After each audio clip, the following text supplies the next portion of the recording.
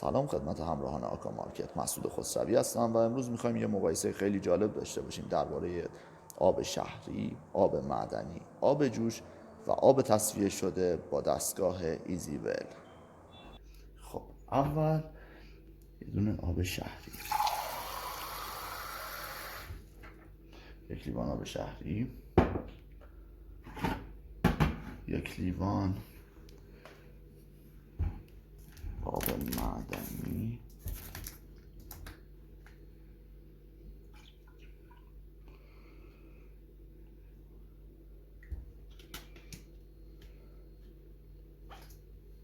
خب یک لیوان آب معدنی، یک لیوان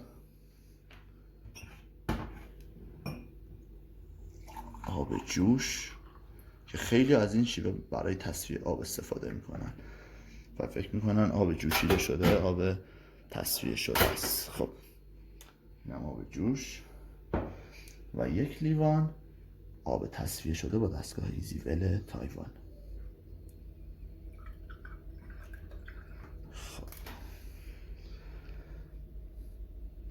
خب دوستان عزیز، دستگاهی که میخوایم ازش استفاده بکنیم دستگاه الکترولیز هستش که آب به عناصر سازندهش تجزیه میکنه. اولین آزمایش رو بین آب آشامی، آب شهری و آب تصفیه شده انجام میدیم. این آب شهری هستش و این آب تصفیه شده. ببینید که واقعا آب شهری داره تبدیل به چه لجنی میشه.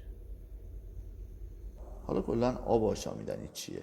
آب آشامیدنی آبیه که عاری از هر گونه میکروارگانیسم باشه و یون‌های کاتیون مانند کلسیم، منیزیم، سدیم، پتاسیم و آنیون‌هایی مثل کربنات، سولفات، کلورید، نیتریت، نیترات، فسفات در حد استاندارد ملی به شماره 1053 داشته باشه. همونطور که میبینین آب شهری داره اون ظاهر واقعی خودش رو نشون میده. این دستگاه آبو به اون عناصر سازندش داره تبدیل میکنه و همونطور که میبینین این رنگی که دستگاه تصفیه آب داره به خودش میگیره در واقع همون کلسیم ها و منیزیم ها و سایر مواد معدنی مورد نیاز بدن هستن که اینو فیلتر مینرال داره به اون اضافه میکنه. خب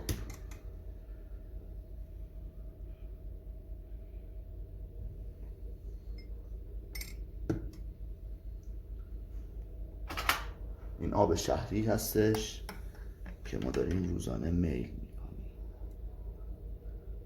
واقعا لجن شده.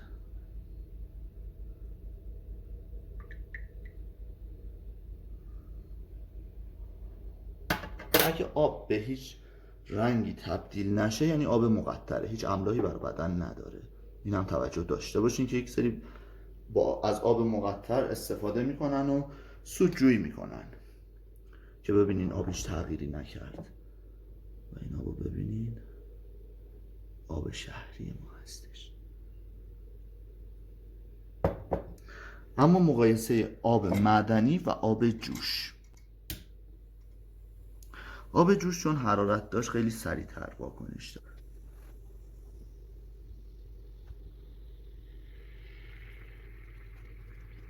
خب حرارتش خیلی داره میره بالا.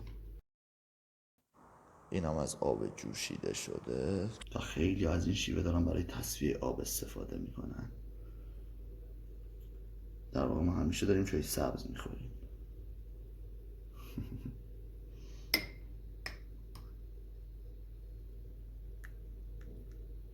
لجنه واقعا. این هم از آب معدنی که به زرد خیلی بدی تبدیل شده، حالت زرد و سبز داره. آب معدنی هم به خاطر مواد نگهدارنده‌ای که داره اصلا گزینه مناسبی نیست و عامل خیلی از بیماری هاست.